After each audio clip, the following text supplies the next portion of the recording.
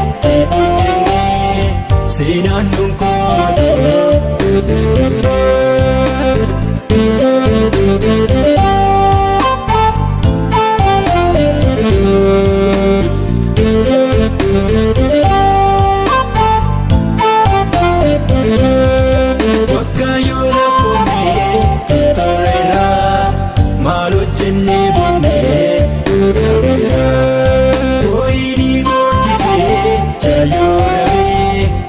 Sama gadura akka daalannetti maafuna taanu nama kayo lakkoofsaan keenya waaqayyo. Akka daalannetti maafuna taanu nama kayo lakkoofsaan keenya waaqayyo. Jiraachuun keenya hoo eegalamee waan bu'aa qabeessa. Yeroo nuuf kenname hojjennee seenaan nun komatu.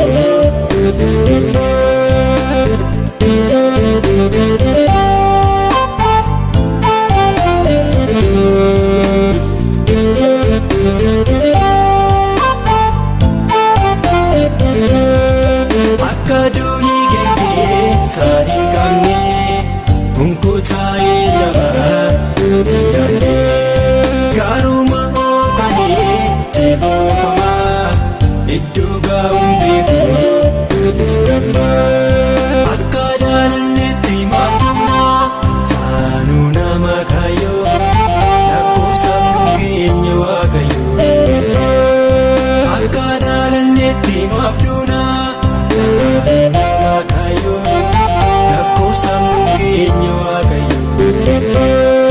Jiraachuun keenya hoo eegalamee waan bu'aa qabeessa.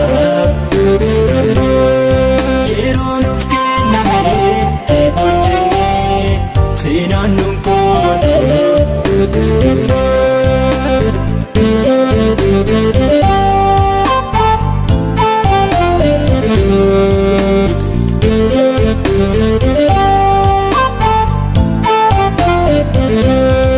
Biyyaaf lammii keenya maal hojjennee maal buusaanuu duwwaatti ture.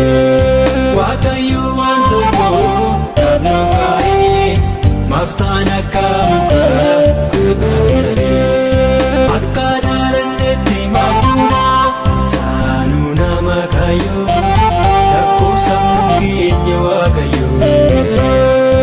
Akka daalannetti maafuna nama kayo lakkoofsaan keenya waaqayyo. Jiraachuun keenya hoo eegalamee waan bu'aa qabeessa. Yeroo nuuf kenname hojjennee seenaan nun komatu.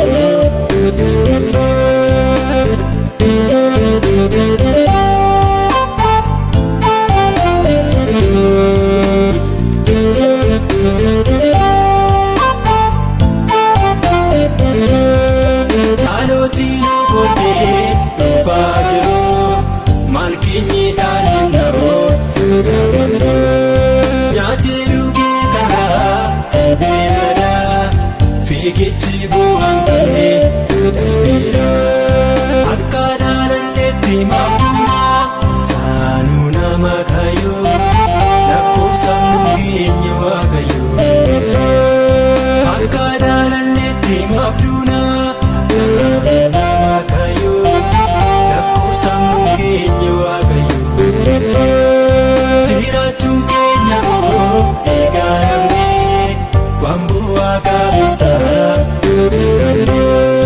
Yeroo nuuf kenname hojjennee seenaan nun komatu.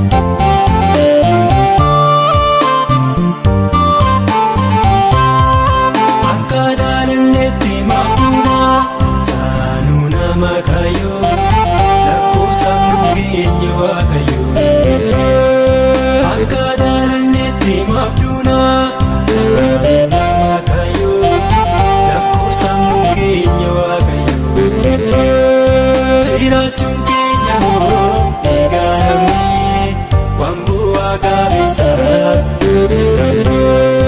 yeroo nuuf kenname itti hojjenne seenaan nuun komatu.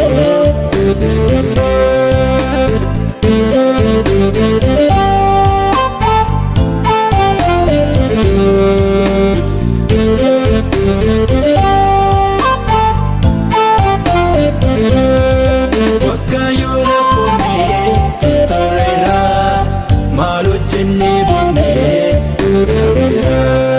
boo'ini guddisee jaayoo dhabee atsaa magaaludha akka dhaalannetti maaf duuna taanuu nama kayyoo lakkoofsamuun keenya waaqayyo akka dhaalannetti maaf duuna nama kayyoo lakkoofsamuun keenya waaqayyo jiraachuun keenya hoo eegalamne waan bu'aa qabeessaaf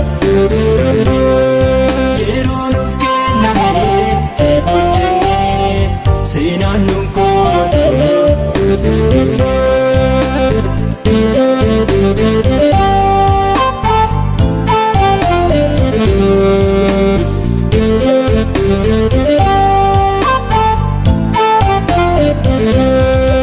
Akka durii geggeessa hin qabne hunkuutaa'ee jabaa yaadne gaaruma oofanii itti boofamaa iddoo gaa'uun beeku damma akka dhaalannetti maaf duuna taanuu nama kayyoo lakkoofsamuun keenya waaqayyo akka dhaalannetti maaf duuna nama kayyoo lakkoofsamuun keenya waaqayyo jiraachuun keenya hoo eegalamne waan bu'aa qabeessaaf